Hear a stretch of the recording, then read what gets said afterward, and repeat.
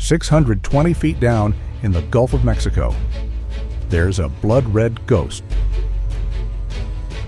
People call them gentle until they see these teeth. Like the hounds of the ocean, these razor-sharp fangs are built to crush stone crabs and spiny lobsters in a single bite. That's why they're called snappers. Think you can guess the age of this 50-pound monster, the size of an American bulldog, just by looking at its scales? Not a chance. To find out how long a snapper has been around, up to a record 57 years, scientists have to crack open its skull. They look for a tiny ear stone called an otolith. Then they count the growth rings, just like counting the rings on an old tree. A creature of mythic beauty and brutal strength. But pulling this beast out of the dark, you better be ready for an all-out war with the ocean.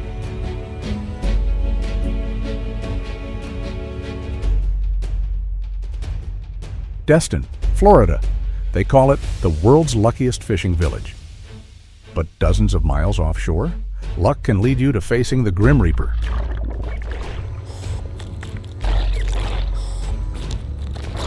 You can free dive, stalk your prey, use a spear gun for a silent, lethal strike. Suspended hundreds of feet down in pitch black water, you only get one shot.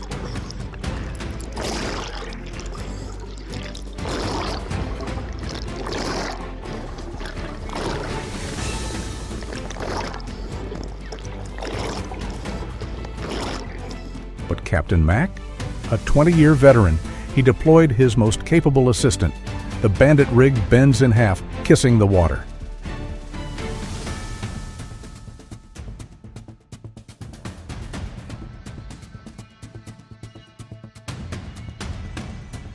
The line is tight as a piano wire, screaming as it cuts through the air. A straight-up muscle fight, 300 feet deep.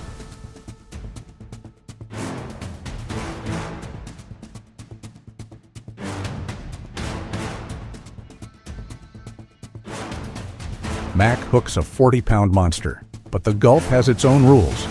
Reeling in a thrashing fish? That's just ringing the dinner bell.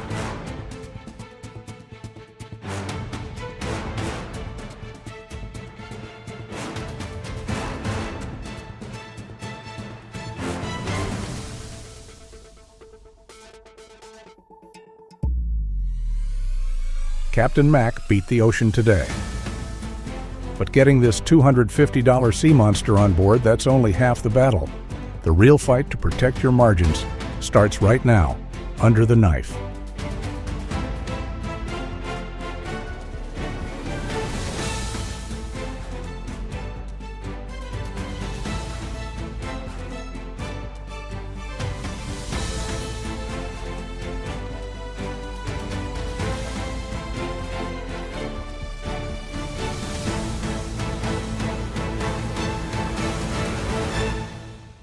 Chef Marcus, he just paid $250 for Mac's catch. One bad cut, $50 straight in the trash. Listen to his weapon of choice. The surgery begins. No scaling, just stripping off the rough armor. Disarming the monster, cutting the fins.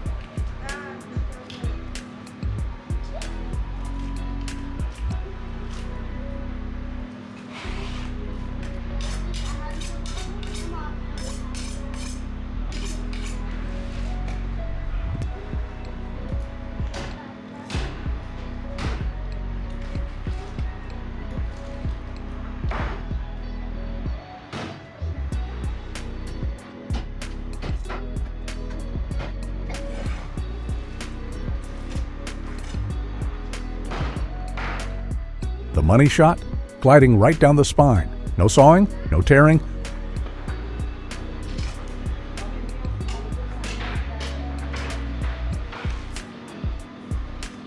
One clean chop. The fillet comes right off.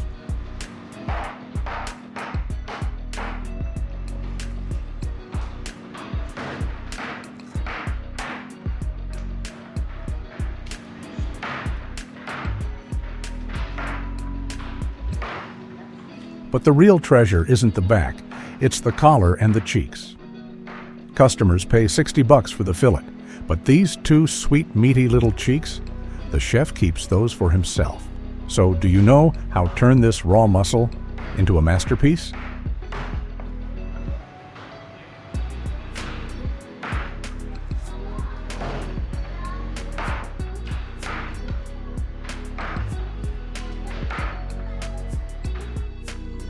Smoke it a little bit. We're going to go down with some veggies. Won't take these long. We've got fresh cut squash.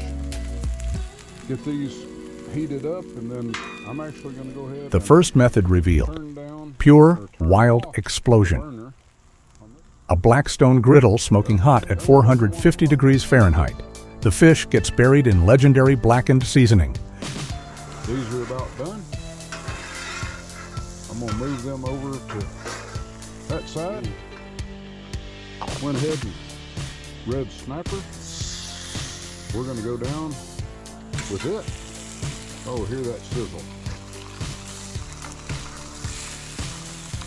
We're going down with the skin side down. Face down, extreme heat locks in the juices, forcing a perfect charred crust, fast and brutal. And I just cut it in half.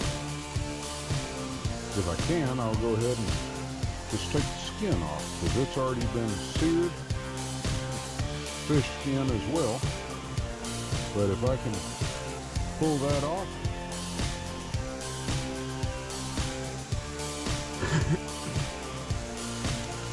just kind of get your spatula up underneath there. And who wants it just blackened on one side, right? We like a little seasoning to our, that way we can slide it around, make sure that everything gets cooked up. Just about done. Oh, look at there. Man, that looks good. Finish that up. I'd say these are done.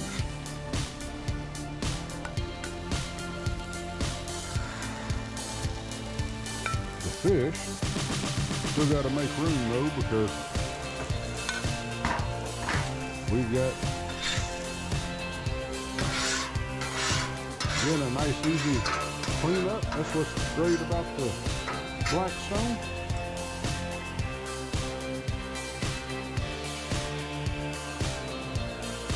Number 2, refined and rich. Filet soaked in garlic, habanero, and Old Bay, chilled down, broiled for 20 minutes. The meat turns pearly white. Flaky. The kicker? Melted Kerrygold butter poured all over it, served with smooth mashed potatoes. Total melt-in-your-mouth perfection.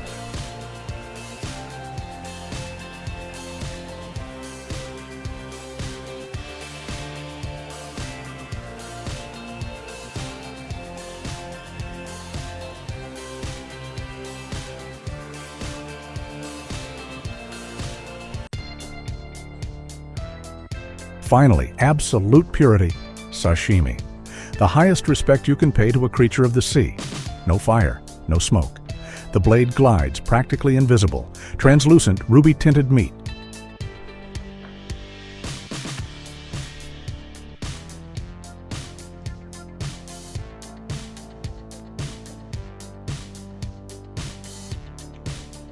Just a dab of wasabi and a drop of soy sauce.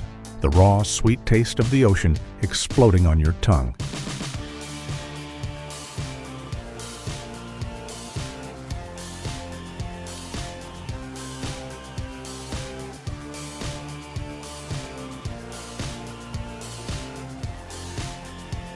The ocean always extracts a toll, but the payoff is always worth it. And just when you think you've tasted it all, wait till the blade meets the board.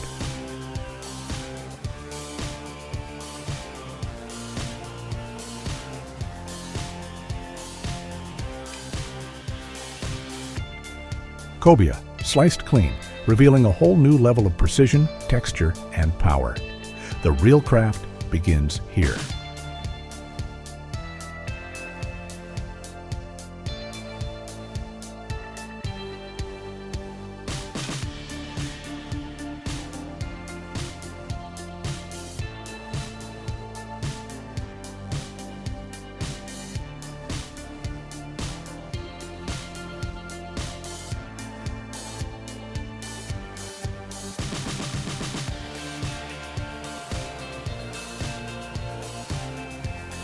Cobia, round, firm, and slick as hell. Started under cold water. Scrub off that protective slime. The skin is armor. Tough? You could probably tow a truck with it. Chop the head.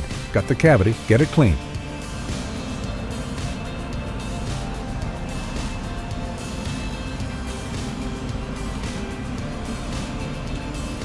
Now, you need a blade with some give. Steel dancing. Bend the blade. Ride the spine. Latch on. Pop it, and rip it.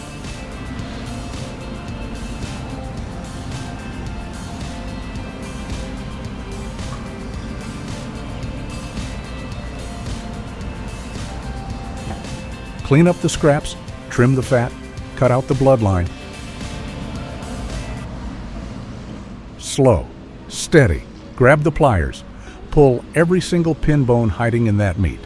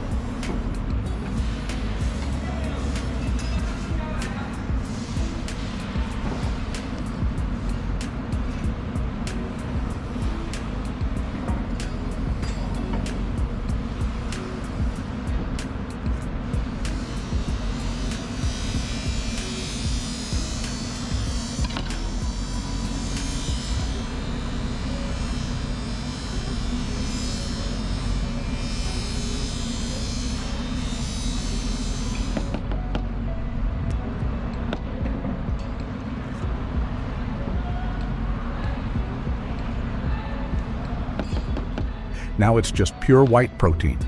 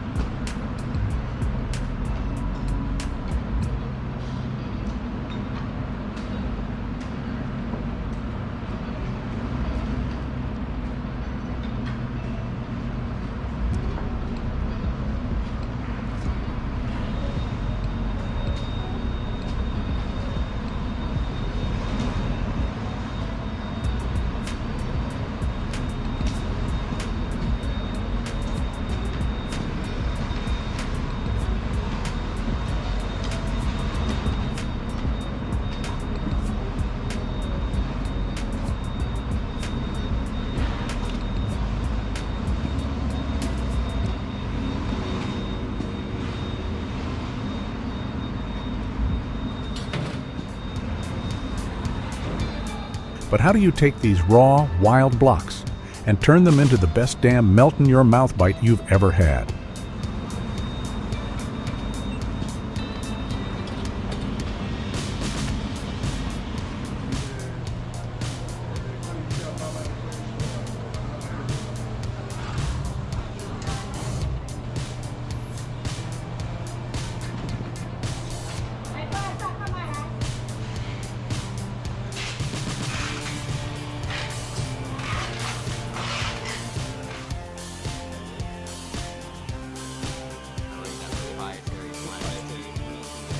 And then the heat, cast iron glowing red. That firm muscle turns into a caramel masterpiece.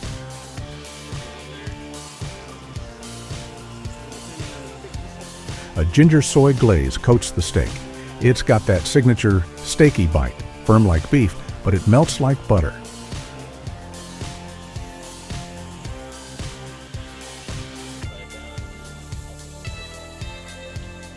Rich, bold, the crust hits, the juices release. It's an explosion. And for the contrast,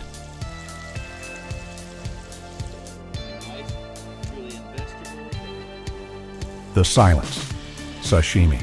No fire, just raw, sliced paper thin.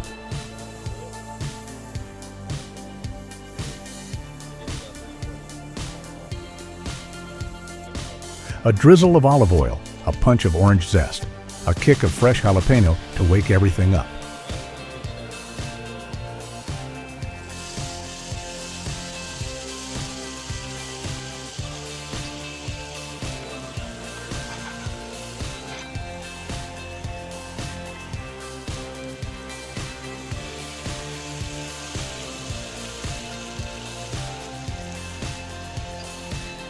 It doesn't just melt, it lingers.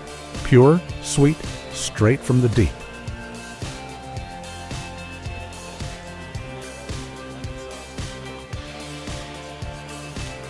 If you had to pick one, are you taking that charred, crusty pan-sear or the clean, high-end sashimi?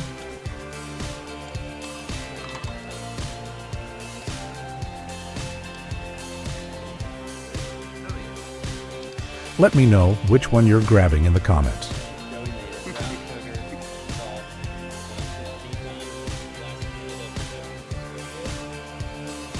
That Cobia is done. I'm going to drop it right in the middle of that white rice we had made earlier. A good measure. Put a little bit more of that. In the stillness of the ocean, there exists a creature as beautiful as art, yet as dangerous as a living weapon. It's the lionfish, an invasive predator with virtually no natural enemies in the Atlantic. A single female can produce up to 2 million eggs a year. They don't just survive, they spread and dominate.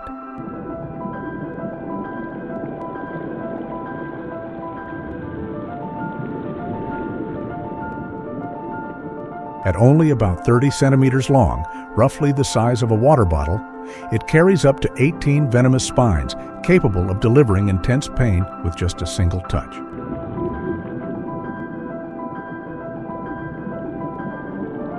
Beneath the murky water, the lionfish doesn't hunt with speed. It hunts with strategy. Its wide, fan-like fins form a living wall, cornering prey into a dead zone, and in an instant, it strikes.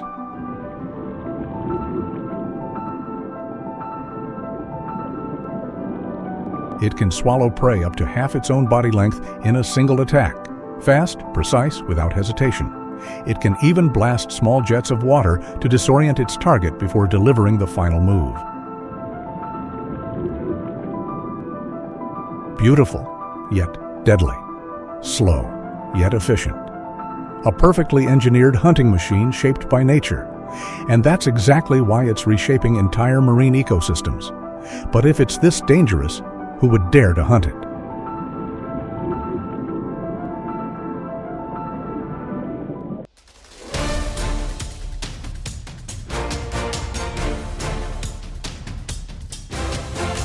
No nets, no shortcuts. To catch lionfish, humans have to dive down and face them directly. This is a one-on-one hunt beneath the surface, where even the smallest mistake can end in a venomous strike.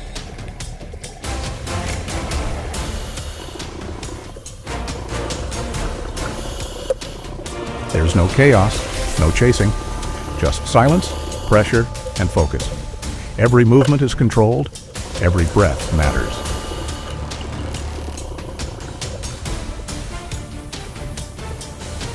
Lionfish don't flee like most fish.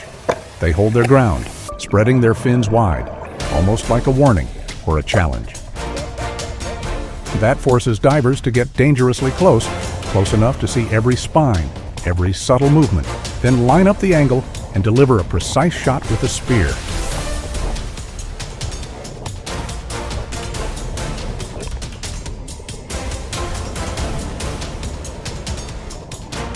and every shot has to count.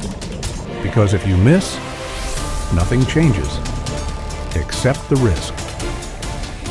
The fish is still there, hovering, but now more alert, more dangerous. Its venomous spines remain fully extended, always facing the threat.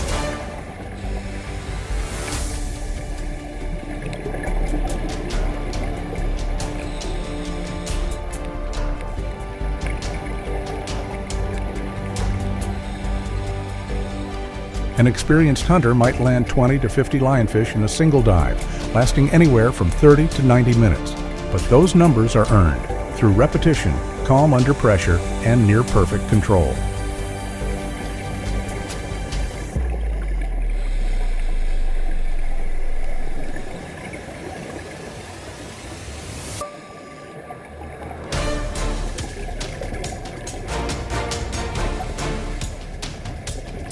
In places like the Caribbean and the Florida Keys, lionfish derbies push that intensity even further, with teams removing over 1,000 fish in just 2 days.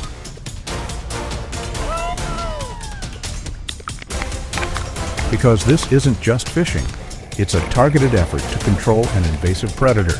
But once they're caught, once the danger is in your hands, the real question is, what do you do with a creature covered in venomous spines?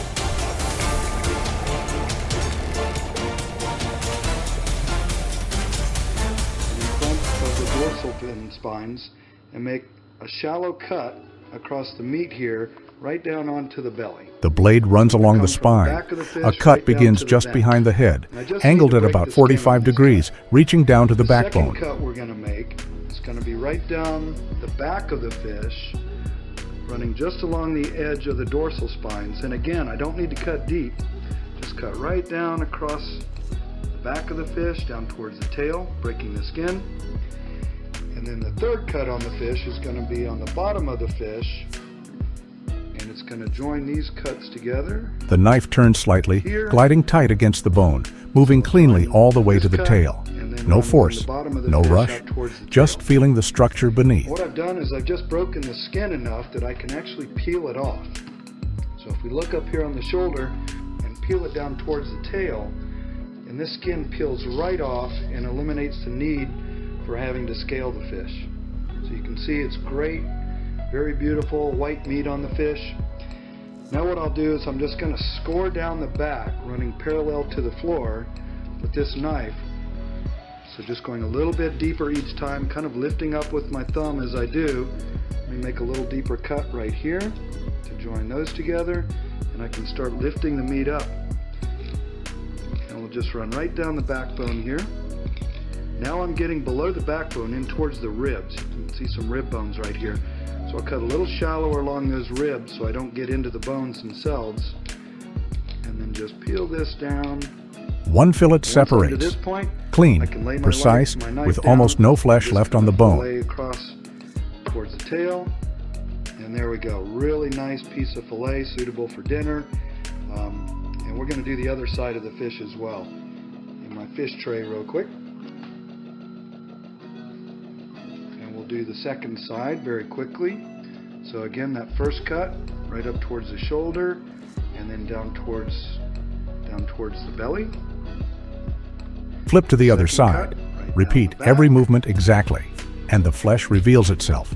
White, slightly translucent, firm, and pure. And I'll turn the fish again and make the third cut on the bottom of the fish. Should be able just to we did the last time. No venom, no danger.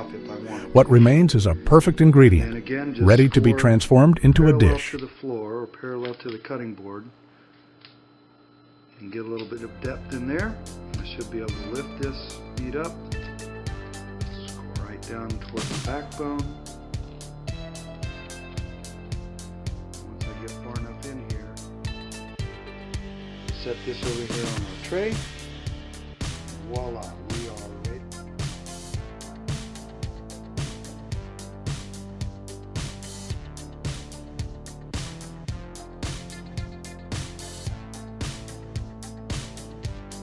A light coating of flour, just enough to form a golden crust. The moment it hits the hot oil, a sharp sizzle cuts through the air.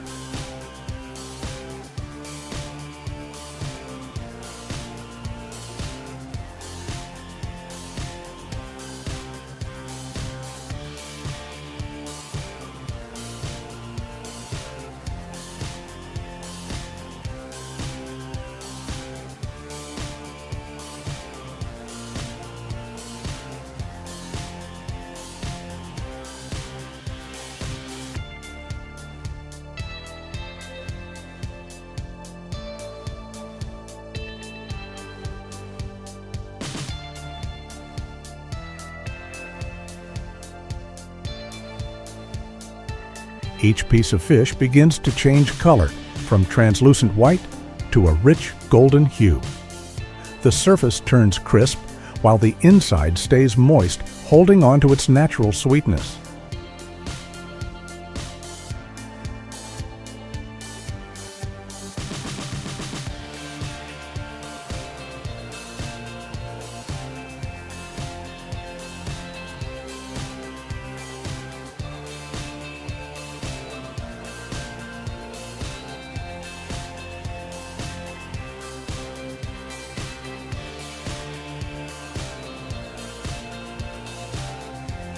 In just a few minutes, the crust reaches perfection. Crispy, airy, never greasy. No more venomous spines. No more danger.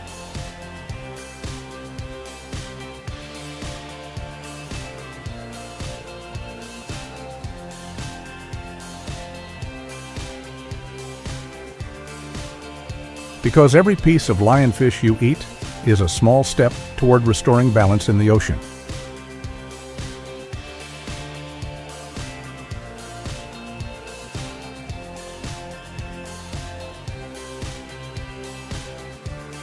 From invasive predator to a dish on the table, this journey ends right here.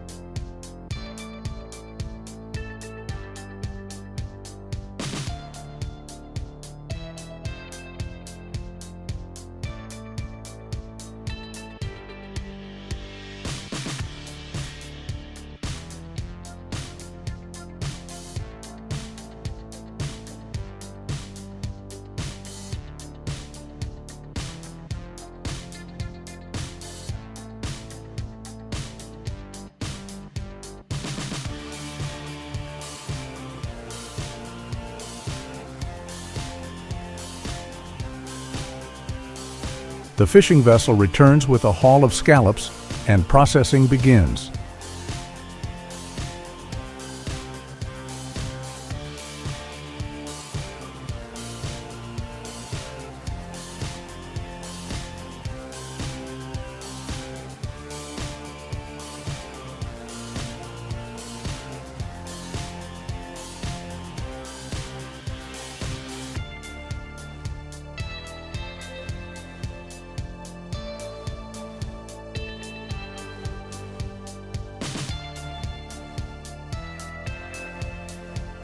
A thin blade slips into the shell, a gentle twist, and it opens, revealing the ivory white flesh inside.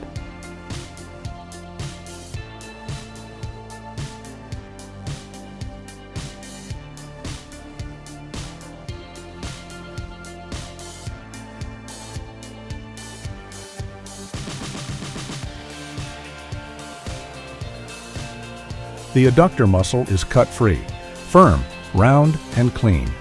This is the scallop meat used in cooking. The orange roe beside it can be kept or removed.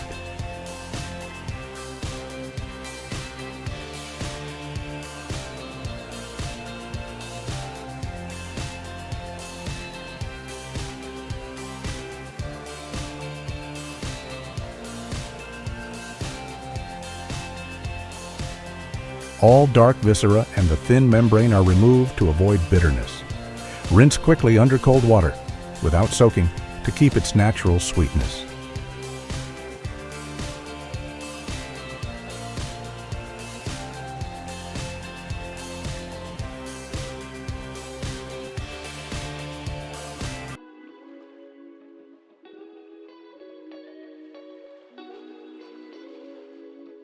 What remains A clean, round, white medallion, ready to cook.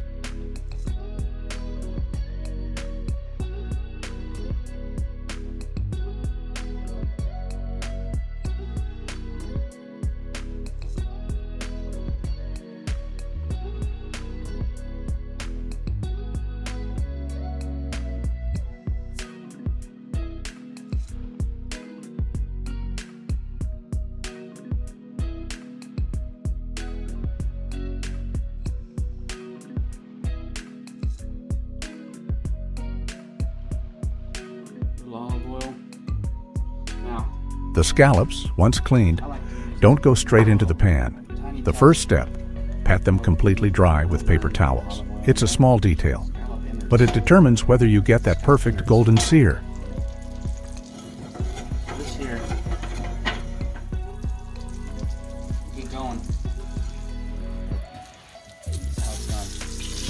12 o'clock, 1 o'clock, 2 o'clock, 3 o'clock.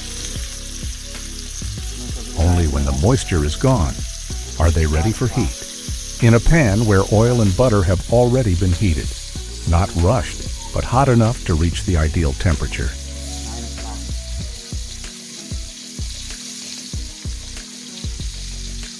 It skipped 8 o'clock. Now this is beer 30. Okay. Oh. You want to do them as hot as you can. Now this pan's kind of small. I have a little less liquid in there. A little high on the liquid right now, but maybe we're going to get a caramelization. It'll cook a little bit of this off. The scallops go in, But one by one. you gotta- An you immediate gotta know sizzle where you fills put 'em the air. first, and that's No moving, how long they've no been- early how long flipping. they're pretty much- Might have them in a pool of liquid, but this is going to be fine. Let the bottom develop a deep golden brown crust, the key to that signature flavor.